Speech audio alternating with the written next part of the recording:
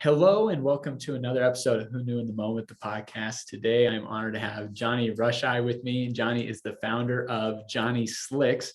And you're going to hear a lot about how this business came to be and why it was important to him.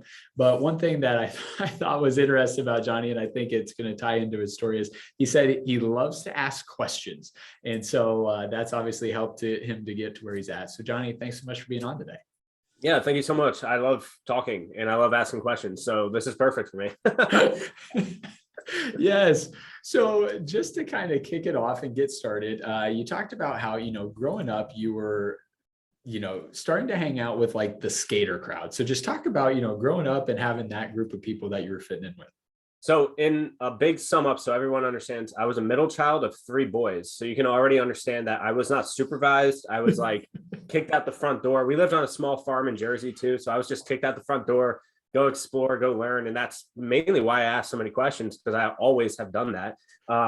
As a middle child, I always got into trouble. I was always up to no good. My parents could never find where I was, the typical. And my grandma actually gave me a skateboard when I was like 9. It was like a scooter skateboard at the time, thinking that I would like be responsible with it. I immediately broke the handle off. I was like putting stickers all over it. I broke mine. I took my brother's. Like it was like a huge thing. And I ended up, my neighbors were skateboarders at the time too. So we grew up together and we just ended up being in the skater community. It ended up just being that way. And like the skater community, there's always the troubled kids and the up to no good, skating where you're not supposed to. And I found myself in a lot of those incidences where the cops would come, kick us out, go someplace else, drink Monster all day, just kid stuff, Yeah. That's so funny. So as you're growing up and you're getting into high school, then you end up meeting an important girl when we get to high school. So I want to highlight that piece of the story. Yeah, she's pretty important, Rebecca, my wife. So I moved when I was about 15, 16, just at the end of 15 years old. I moved from Jersey to Pennsylvania, the Poconos. That's where I met my wife, Rebecca. I ended up going to school, and since I was a skater kid, nobody skated there. So I was like the weird outcast kid.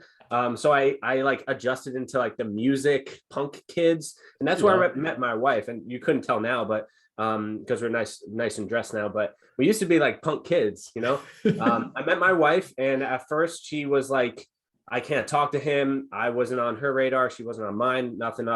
And then it ended up, we sat together at like a school test, like one of the state tests. Yeah. She sat behind me, and I just copied all of her answers. And then she asked for my phone number to like ask for study tips or something, trying to help me, or I don't know what it was, but it was I knew how to steal music from YouTube, a troubled kid, She didn't. So she asked me for my phone number to do that. And I gave it to her, and then we just started talking, and it ended up, and it worked out pretty good. Yeah. And we were 16 when we met. Yeah. I love it. That's so funny. I love how she used I don't know how to do the music to get your number. Clever gal. Easy. It was so sad. And I fell for it. I was just like, yeah, no, I know how to do it. I got you. No worries. And she was like doing it for a while. Oh, that's awesome. So yeah. While you're in high school, there's a military day, which is not uncommon to almost any other high school, right? They show up, and there was one specific person there that you looked at them and you said, they look like they have purpose. So talk a little bit about, that interaction and what ended up transpiring from that. Yeah. So I'm sitting at the lunch table in the cafeteria, and the military day, all the recruiters are up there, and all the recruiters were in their camis except for the Marine. And I was like, one of you guys look different than the other. Why? And I didn't know anything about military branches. No one in my family has ever been in the military. So I didn't really know anything about it, but I did know one thing, that Marines were hard. That's all I knew. They were the hardest. And I was like, he looks different. And from my previous knowledge, they're the hardest. So that makes sense. So he's walking with purpose. The other guys are like sitting in chairs, eating cookies and stuff, like nothing on the other branches. I love all of them, obviously. But like from my perspective, I'm like, all these guys are eating cookies and like playing on their phones, and the Marine is standing there like with purpose. And I was like, it would be really cool to get one of their stickers, just go up and get a sticker. Yeah. So I walk up, I'm like, hey, how you doing, sir? And he's like, hey, what can I help you with? And I was like, I kind of just want one of your stickers, one of your small Marine Corps stickers for my phone, And he's like, I'll give you 2 stickers and a poster for your email. And I was like, oh, okay, well, I'm 17. Like, what's he going to do with my email, right? That dude emailed me so many times after he got my email. But yeah, that interaction was really the start of I want to do something bigger and better. And that at that moment, I realized that life is not just a ride you go on, it's a purpose. You have to look for things and things that stand out and go to them. They're not going to come to you. The Marine wasn't walking up to people. I had to go to him. And that's when I realized that I have to seek purpose. It's never going to come to me. And that interaction got me in the Marine Corps for a sticker, 2 stickers. Yeah. Well, and thank God you're a skater kid. Otherwise, the stickers wouldn't have meant anything to you. You know, Exactly. you may never have even get the, I know, the email address. Like fell into place there. Yeah, I loved stickers. I put this on my board. I put it on my phone, on my locker. Like, oh, that's good. So you joined the military, and you know, I think something for, you know, myself from an outside perspective, never having joined the military, I sometimes think, you know, if you were kind of the middle child personality, was it a tough adaptation? So just talk about getting in and, you know, the new world that is joining the military. Yeah, so I consider myself pretty fluid and adjustable to situations, and I can pretty much adjust to a room or some sort of situation or personality. I don't know where I got that skill set, but I was able to join the Marine Corps and kind of just do what I was told. I was rebellious to a certain extent, but I knew authority and I knew what was right. So I wasn't like a loudmouth. I wasn't back talking. I wasn't saying, oh, these recruiters, these drill instructors, I'm going to sock them one. Like, that wasn't me. I knew my place. I knew that this was temporary. I knew that this is just training. Yes, it was very hard, but I knew that it wasn't forever. But yeah, being in skateboarding, I played drums as a kid too. So I have calf muscles and quad. So I was good. I can go, I can do things, I can get up quick. And that got me through a lot of things, but I wasn't too rebellious to the point where, I think it was after they shaved my head. I was like, all right, I'm not like this skater punk anymore. I'm just a normal, you know, recruit. So got to do it. And there were a lot of people I met that were very similar to me in the Marine Corps. And that helped me a lot adjust because I wasn't alone. And growing up as a middle child, being, you know, not getting kicked out of the house, but, you know, going out on my own and exploring and doing these things and being in that clique, so say, you kind of feel alone. And that's something that I didn't feel anymore at all in the Marine Corps. We were all suffering together. We all had the same goal. We all had the same thing. And it felt like a team. So it really solidified the decision for me, and it made me feel like I did something. You know, I followed a purpose, and it's paying off, you know? Yeah, I think that's really good. And maybe highlight that. And we're going to talk about that more later as well, but talk about the power of having that circle, having that group that has, you know, those similar goals as you, and just the impact that had on your time in the military. Yeah. Having a like tight team is something that it's actually really hard. I mean, people describe it camaraderie, tribe, team, family, but there's no real like essence or energy of what it actually means to actually, like, okay, we don't have eyes on the back of our head, right? That's half our body we can't see. But imagine if somebody you trusted, you don't know where they're from, you don't know where they're upcoming, but you know that they have your back and they know that you have theirs. It's almost like uncanny. You can't like speak of it, but it is something that's very trusting. And I actually have applied that to plenty of other areas and other relationships in my life, especially with my wife. Understanding that no matter what, I'm not going to hurt her, and no matter what, she's not going to hurt me. We applied to the employees. We applied to Nick and Allie, the business partners. So we applied that concept everywhere, the team concept, and I really adapted that and learned the first seeds of those in the Marine Corps when I would set my bunk, and if I couldn't get my lock open fast enough on my foot locker, my bunkmate helped me, or he would distract the drill instructor with something else stupid because I'm dripping sweat and I can't open this and I'm shaking. It was that sort of things where I didn't ask for help, but it was there. And because of that, you pay it forward. You do it to somebody else, and you do it to somebody else. And they always build the challenges where your unit is against that unit, this platoon against that platoon.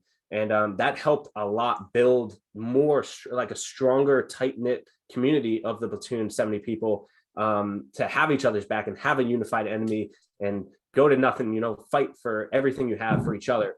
The Marine Corps really planted that for me to be able to work with a team efficiently and understand the bigger goal, the big blue arrow, where the goal is and how to get there all together, all at one time. So that's so good, man. I love that.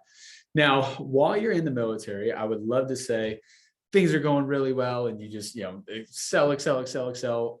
And then you take it over and, you're the next Jocko Willink, but an injury happens. So, talk about that. Talk about, man, the setback and just the emotional going through, what an injury does in the military. Yeah, it was, one, in the military, I know people don't really speak about it as much, but you don't really go to battalion aid stations. You don't really go to the doctor.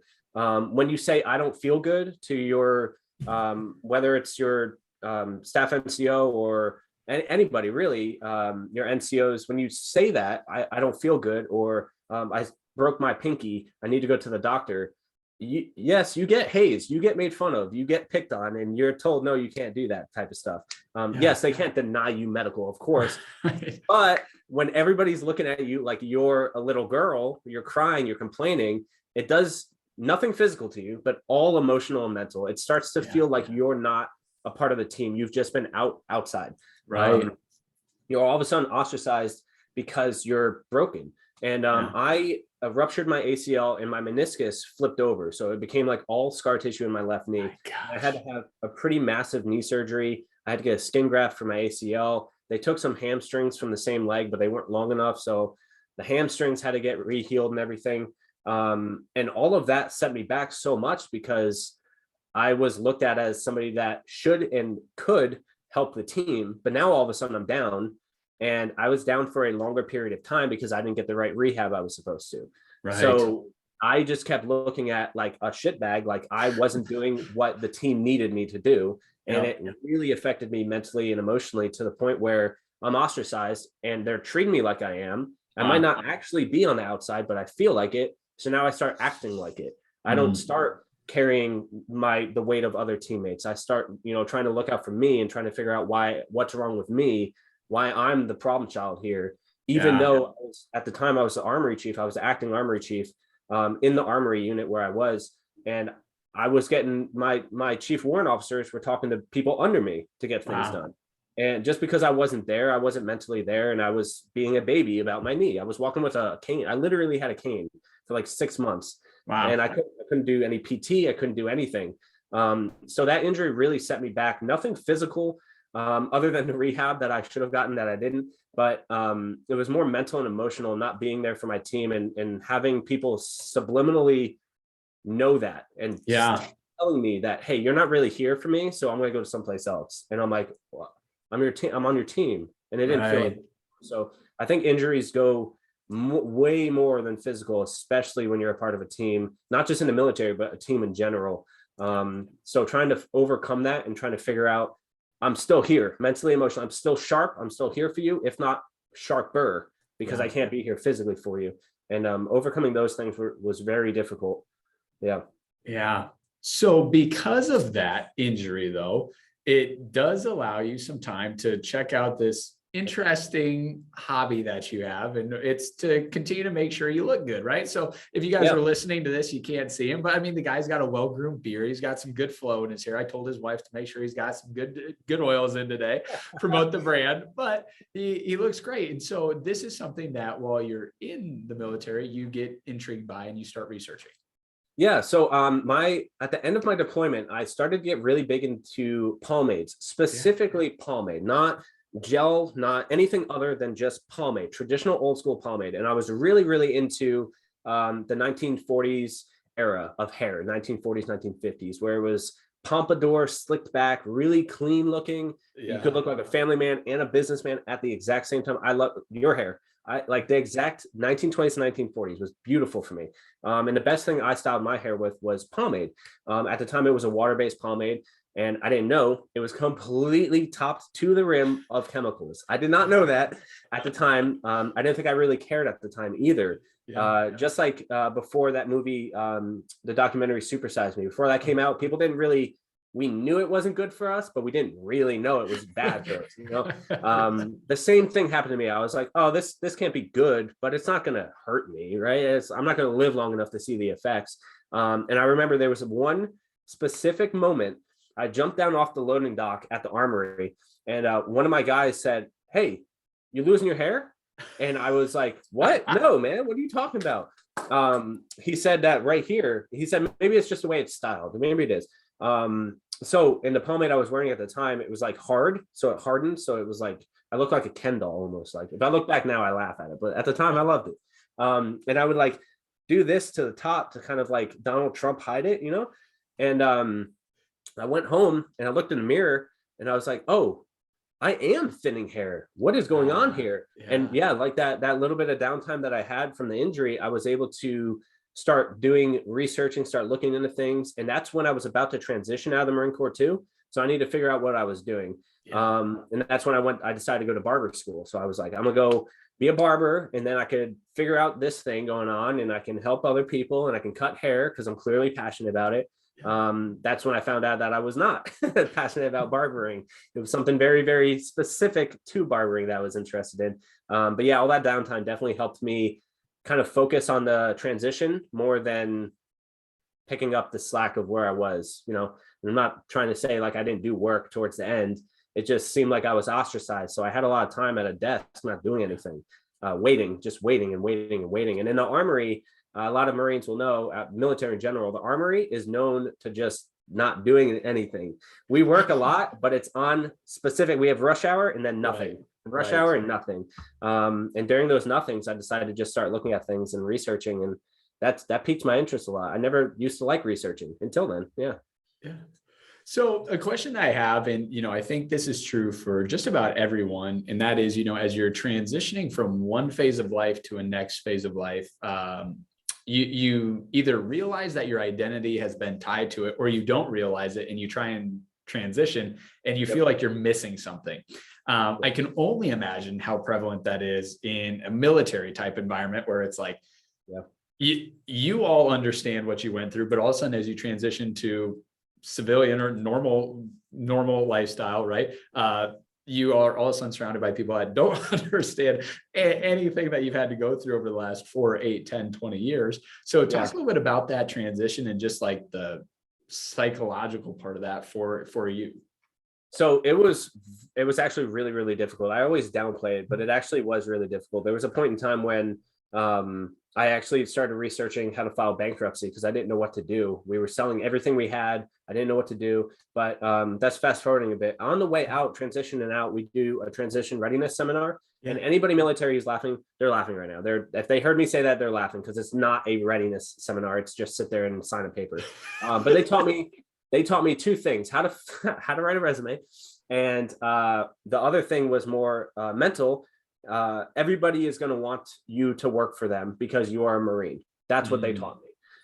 That is not true. That is 100% quite the contrary. People are like asking weird questions like, do you have PTSD? Are you okay? Wow. Getting those type of questions. So it was backwards. But I went into the private sector of civilian life thinking that I'm a Marine.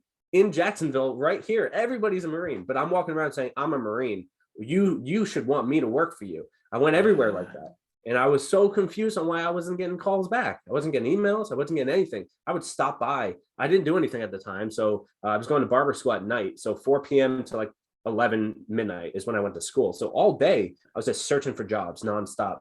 And I was so confused on why no one wanted me.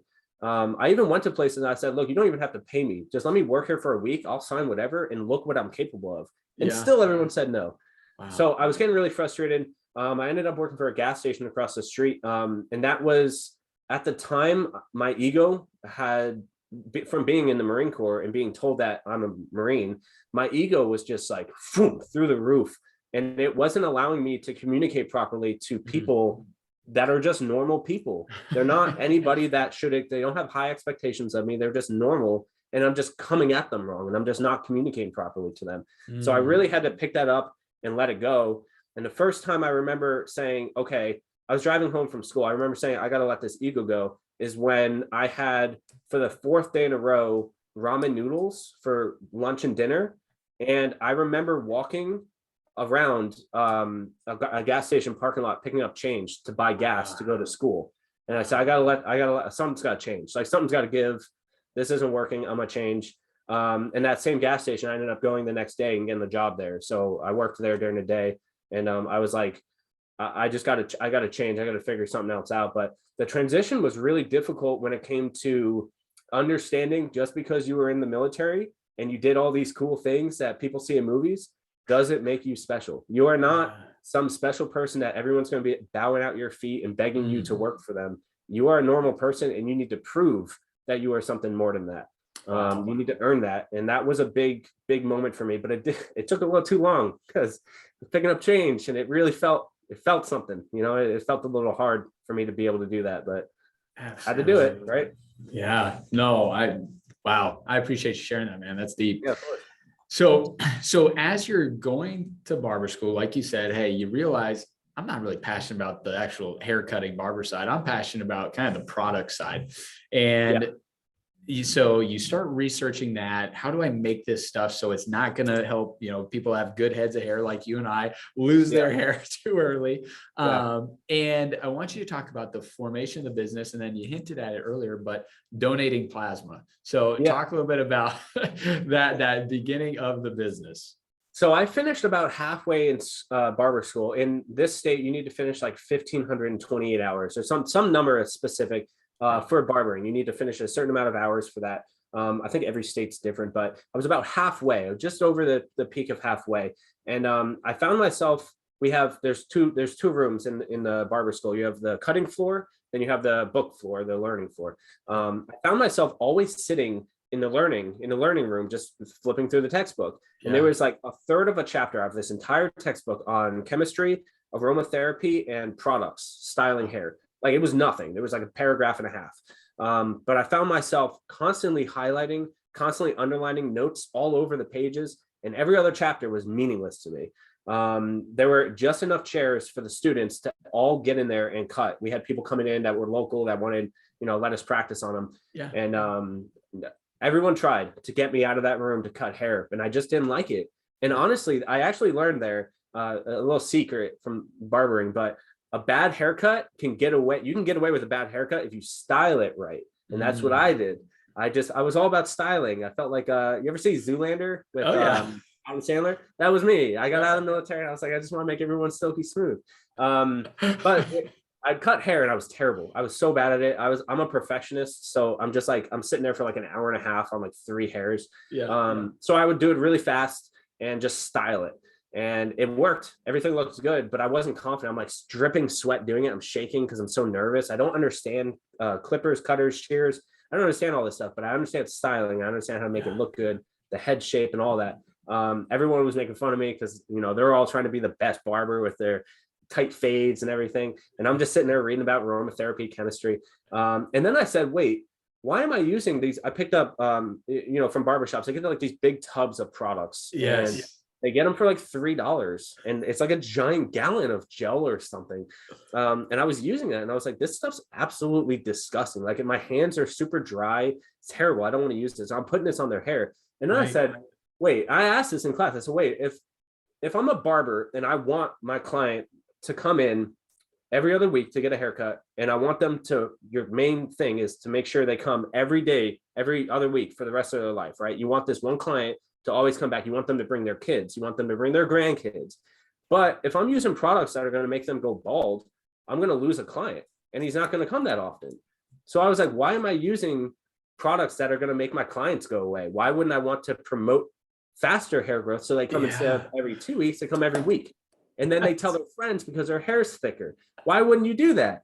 So I'm like, okay, I'm going to take off for a week. not going to go to school, and I'm going to try and figure out what the hell I want to do, because I'm super confused. At the time, I have so many things juggling. I don't know what I want to do. Still working at the gas station. My ego is still like dropped. I'm let it go, but I'm like, okay, I'm open, universe. I'm open. Tell me what I want to do. And then the products just fell in. So I started researching the products that I was using, the pomades I was using at the time, the ingredients. I literally copied, I took it and I researched it. And if it was a chemical, I crossed it out. Everything that wasn't, I kept on another list. And then I researched all of those ingredients and I found out which ones do the best and how they work together. So coconut oil, argan oil, jojoba, all these ingredients, they're awesome, but they're even awesomer when you put them together. So I was like, how can I create something like this? So I spent every single penny I had, every single penny on ingredients, testing, different types of beeswax, different types of oils, all of these things, different jars. I found out that amber glass, if you look, all of our products are in amber. Amber is a natural UV protectant, so you don't need to put preservatives in. It protects against UVA, B, and C rays. So I love that shelf life just by the glass. So these are things I just started researching. I was like, I like that. I'm going to keep that. I'm going to use that. I'm going to make my own. Went completely broke and nothing was working. And I had nothing. All the money, everything just went straight into the trash. And I had nothing to show for it. And I was really, really hurt. That was the first test I had where, do I really want to go through with this passion, this purpose? Is this something I really want to do? I hate getting stabbed with needles. I hate it, absolutely hate it. But my wife said, hey, I know we probably don't want to. She hates it as well, but we can sell plasma. And at my time, the little bit of ego I had was like, no. I'm not one of them. No, I don't need to do that. That's like, no, I don't need to do that. You're crazy. But then I found out that because of all the vaccines that I had from being in the Marine Corps, I can get a lot of money selling plasma. I get $35 every time they take from me, and you can do it twice a week. So it's $70 a week, 4 times a week. It adds up. Yeah. $300 a month doing this. My wife did as well. And then we put our money together, separated some for food, but the majority went directly towards more research, more ingredients, more jars, more everything. And with that money, about 9 months went by of doing that. Constant failures. She worked double shifts as a manager at Chuck E. Cheese. I'd be home burning. There'd be fires in the kitchen. She'd come home and it smelled terrible, absolutely terrible. She'd be like, man, I thought you were going to have dinner ready. I'm like, I'm working on it. I'm like covered in oils and everything. And it was just terrible. But she put up with me, so I thank her for that. But selling plasma and then getting it. And then finally one day, something clicked, something worked. The oils mixed. We did the right temperature. I did everything right the way it was supposed to. I annotated it and I had the first, actually, this is it. I had it here for the show. This is the first pomade I've ever made. I don't want to open it. It probably doesn't smell good, but this was about 5 years ago I made this. And this is how I used to make them. I used to put them in these jars and take them to shops and try to give them to people. But the hardest part was trying to determine, hey, can we still financially do this? Can I still follow my passion? And luckily my team here with Rebecca, we were able to just keep going, keep finding ways to find more money to sell. I sold everything we had. We sold TVs, we sold everything, couches. We were living like there was nothing. We were getting ready to move into a much smaller place too, to keep the mortgage or keep the rent down. And then finally it worked. And then for some reason people just didn't want to buy it. It was super hard to sell. I had a really hard industry and hard market that I had to sell. Like I had to sell this to people. Like how can I convince, and I am by no means a salesman. I am by no means somebody that's going to go. So what I did was I put about 20 of these in a briefcase, in a small little briefcase. And I drove around all over town, going around saying, hey, do you want to try these? And, it cost me I think it cost me $7 to make this at the time. And I was selling them for 10, but people, they didn't want to buy it for that price. So I'd give them discount, or I'd give it for free.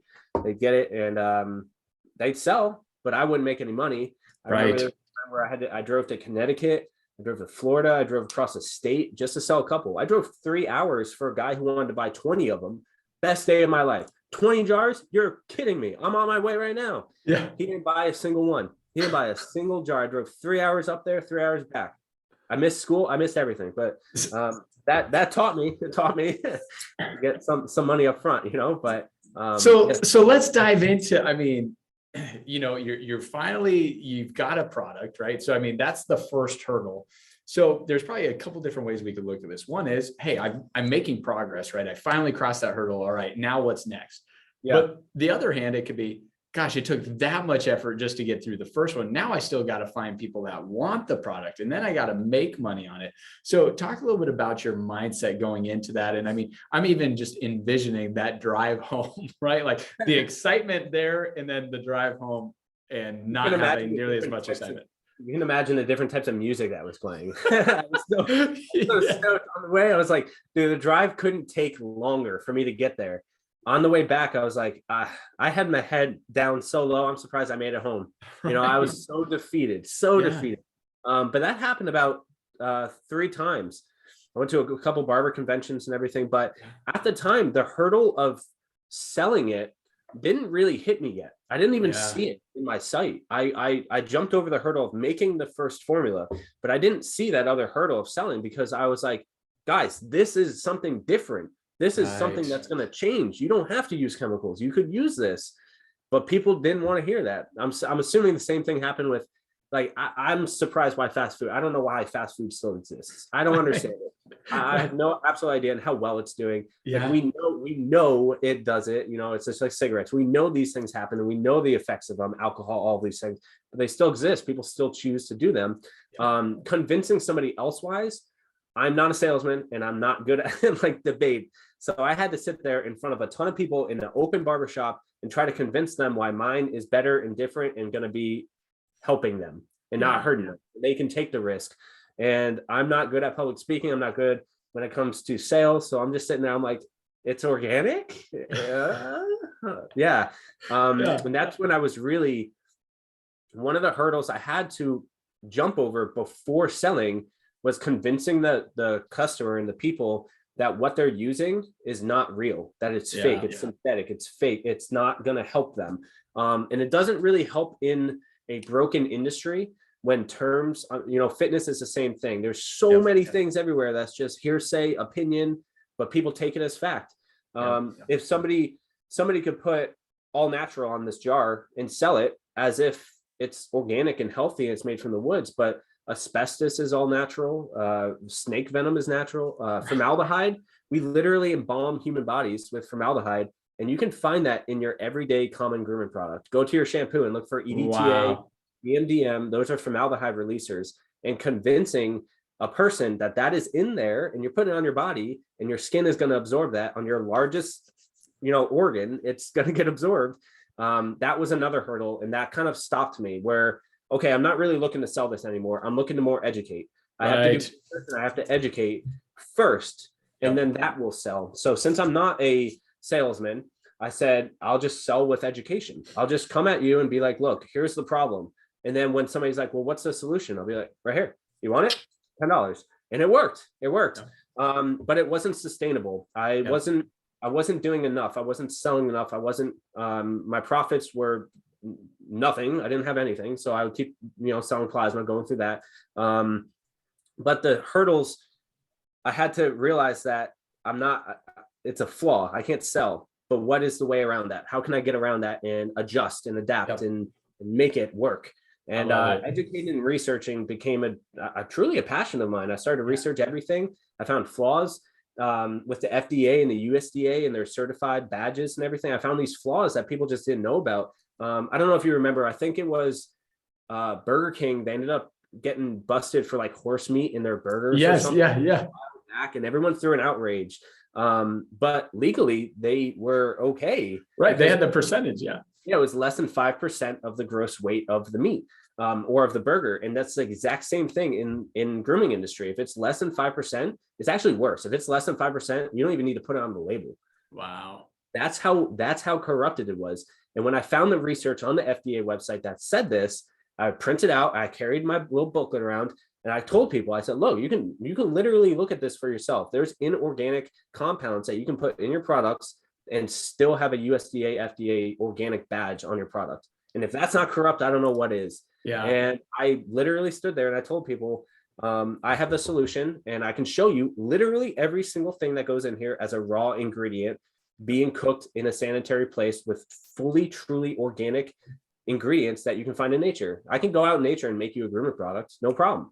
Nobody else can do that. And that really, really, really worked. All that research and educating, that it worked. I love it. So as you're growing the business and it's gaining some traction, you're making a few $100s a month, you reach out to a beard competitor, which is a smart move, to be like, hey, would you use my product? And he ends up making an introduction to Nick, a business partner. So just talk a little bit about that, and then talk about your reach out to Nick. Yeah, so I really wanted to make the pomade for myself and to help other people with hair, but my biggest industry I wanted to go was for beards. I don't know why at the time. I don't know why I want to do that. It's a tiny industry compared to hair and skin. But so I reached out to a couple top champions, national, international beard champions. A lot of them had, as you can imagine, giant beards. And if I can't make profit on, a jar, how can I supply for somebody that probably uses 3 of them a day? So I reached out. One of them said, hey, you're a Marine. I can't use your stuff and I really appreciate you, but you're a Marine and my son-in-law is a Marine. You should reach out to him and he's right down the road. And I was like, oh, that's a really interesting thing. Go and find out. It's Nick Humalatzos. And he said, hey, you're not gonna be able to get through to him. So you're gonna have to try to get through to his people. Just like keep messaging his people, emailing his people. Eventually he'll listen to you. Oh man, I wish I could I wish I was exaggerating, but it was so long, like 17 messages, like 6 months went by. Yeah. I'm just messaging. Every time he went live, I joined and I was commenting like, hey, I'm right down the road. Let me just stop by, man. And I'm sure, even today, he still gets tons of those messages of people that, want to talk to him and want to meet him and do all these things, but he can only have so much time. Yep. So I wasn't giving him enough reason to listen to me. And then finally, enough nagging, he finally listened to me. I remember I was working at the barbershop. I was a receptionist at a barbershop, which is like just as glorious as it sounds, with customers and barbers and in a military town. So I remember I think it was a Sunday. I got a message from him saying, hey, yeah, I'm interested. Come on by, drop some off. I made like the nicest little package of everything, like labeled everything perfectly. I dropped it off on a Tuesday and he wasn't there. So I was a little upset, but he was filming. I understood. I dropped it off. And then we were on our way to Wilmington here. It was Rebecca and I's anniversary. So we were getting, I was buying her Megalodon teeth because we have a lot of shark teeth here. So I got her Megalodon teeth for our anniversary. And he's like, hey, I'm in office now. It's raining, so we can't film. You want to come by? So I was like, whoa, hooked a Yui, flew on back. I got to meet him in Alley and we sat down. He completely embarrassed me in front of everybody by asking me, what is my business infrastructure? And I've never heard the word infrastructure used in that aspect. I was like, so we joke and we say I had a no-frastructure. I didn't have an infrastructure. I was just selling and buying. And then, but I didn't even have a bank account I was coming out of. Like, it was just like when I had money, I bought things. And he tried it for about 2 weeks. And then he called me and he said, we need, can we sit down, have lunch sometime? I want to talk to you. And he said, I don't want to answer right now, but how do you think about partnering and taking this much bigger? And I didn't want to answer him right then because he literally told me. And at the time, this is like big businessman. And I'm just a little guy selling these 2s or 3s of these. The best month I ever had was like just under $300. And so this was like, I felt like I was just like a little old farmer's market guy, doing these things. But I was like, yeah, I'm like super broke and I don't know how sustainable this is. I don't know what to do with anything anymore. I'm losing faith. I'm losing hope. I thought this was my passion, but nobody's helping me, type thing. And I saw the opportunity and we had lunch at Chipotle and partnered right then and there. So we ended up, doing everything, signing. He took it all. I think that was like the end of January of 2018. Yeah. And we ended up signing paperwork end of February and officially launching on March 7th of 2018. So everything kind of happened really, really fast. I remember he said, hey, it's going to cost, we need to go to the IRS. We need to go to the state department store. We need to do all this stuff. How much can you make? And how much can you put into an account for startup? And I was like, I have negative dollars. So I don't know. And he's like, can you do 300? And I was like, yeah, I can do that. And Rebecca looked at me and she was like, where are we going to get $300? And I was like, I don't know, but we have to, like, we've done it before. We have to do this.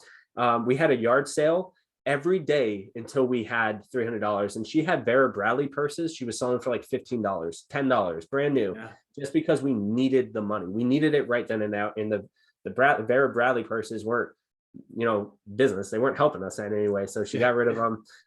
We sold a lot of things, ended up raising, I think we raised like $225, just under 300. But it was just enough. And we ended up partnering and we launched. And that night, I think within the hour, we already passed my highest month sales. And within that first hour of launching, and I was dancing in the living room, dancing in the kitchen. I was like, we're doing it. We're doing it. We're doing something, this is awesome. And then every moment after that was just full on Johnny Slicks. There was nothing else. Everything else just passed to the side. I just had one path and I was just running everything. So with that, and I mean, what a phenomenal story. Hey, you just gotta come up with $300. Yeah, easy for you to say, Nick. Easy for you to say that. $300 to me is a big deal. I was like 300. What? So when you think about that, and I mean, I don't want to fast forward too much, but I mean, the first year goes well. I mean, obviously it was as well as it could go. And I mean, you guys are just growing this thing, but Nick comes in and says, hey, opposed to taking this money, which I'm sure at that time would have seemed pretty darn nice to, pad the pockets a little bit. Hey man, I've been eating ramen noodles. I've been picking up change, could use a couple extra bucks. He says, no, double down. Let's invest into this business. Let's grow it even more. And so just talk a little bit about, that business strategy and growing it and just having the faith in Nick and kind of believing, all right, what he's telling me, can work. Yeah, a lot of what we mentioned earlier with camaraderie in the Marine Corps and having the trust of somebody's got your back, both being Marines, that was unspoken. That was something that we actually never actually had a legitimate conversation about. It never was spoken that I can trust him and he could trust me. It was just a thing that we knew. As soon as we knew each other, we met each other, we knew it was a thing. That's a baseline, just automatic trust. And when he first said, all right, let's take all of the sales, the gross sales, whatever we have, figure out what we need to pay for overhead. We are not going to take a dime. And I was like, what? Wait, I just worked so much. What do you mean I'm not taking a dime? And he said, let's put it back. How much will it cost you? At the time I was making out of like a 7-pound little candle mixer. I was making the pomades out and hand pouring them. He said, how much to get a bigger pot to make more? And I was like, I can probably do research, but I've never looked into it. And he's like, let's get a bigger pot. We'll put everything down. We'll buy a fridge so we can cool them, and we'll get a bigger pot to make more. We can buy more ingredients. And at the time I was like, okay, this makes sense. I would like money, that's the point of this, but that makes sense. And he has businesses, so he must know what he's doing. So we bought a fridge, bought a big pot. I remember it was $60 for the pot I bought. And I was like, I couldn't sleep the night before. I was like, what if it doesn't work? What if I paid too much for it? And these were thoughts that I had that I carried along with me from a previous chapter. The mindset that money is impossible to find, that it was something that was, I'll never have it. And I couldn't think about the investment. I couldn't think about moving forward into the future because I was still holding on to something in the past. But he kind of pulled it. He pulled me and he was like, hey man, focus, man. Like, this is what's going to make money. The more we can make, the more we can sell, the more that makes, the more we can buy, the more we can sell. The more we can advertise, we can start doing that. The better the website will look, the more we can experiment with new products, the more fragrances we can make. And I was like, okay, I like that. We only had 2 fragrances at the time. It was like original and cinnamon roll or something, or paradise. I can't remember, but he was like, what if we make other fragrances? What if we make a beard wash, and I was like, I already have. I've been, beard wash. That's something I wanted to make. Let's do it. So we used some of the money from the profits from the previous month to make beard wash and buy the supplies. And it all just kind of started to work. And that snowball just like drastically got bigger. Within the first year, we were a 6-figure company. Within the second year, we were a 7-figure company. So things just like drastically just grew. And I was really forced into positions where I was like, but I was bankrupt. I didn't have money. And I was, I had to battle that. And I eventually got over it when I think it was like the first 6-figure month. I was like, oh, this is like a legitimate company. Like, this is like a thing. We have employees now. Like, I can't think like that anymore for them. For the team, this is like a ship I'm steering. I can't think like that. Only forward. So I really kind of like had to just like the same way I had to pick up my ego and let it to the side, I had to do the same thing. Let all of those previous chapters, although I learned and I grew from them, I cannot keep reading them. I need to put them to the side and move on and write new chapters and make new things happen. And yeah, it was really hard, but thank God for Nick and his like hard. He was just like, you got to do this. You have to do this. You have to make more. You have to let that go and move on. And it took him some time, but I'm a stubborn kid. So I was like, nah, you don't know me. I'm different. I'm unique. I was a middle child, I'm rebellious. Yeah. But yeah, he kind of helped. He helped a lot with moving forward on that, and his infrastructure, building the infrastructure, because I didn't have one, really set the company up to run. I had feet, but I wasn't using them, and he kind of set it up to run. Yeah. That's so good. So yeah, so the business, I mean, you go from bootstrapping it, driving to sell a bottle, handing them out for free, to 6 figures to 7 figures, and it's just continued to grow. And you guys are coming out with new products, new scents. And so we'll make sure to highlight, the company and the email or the website where they can be looking for things.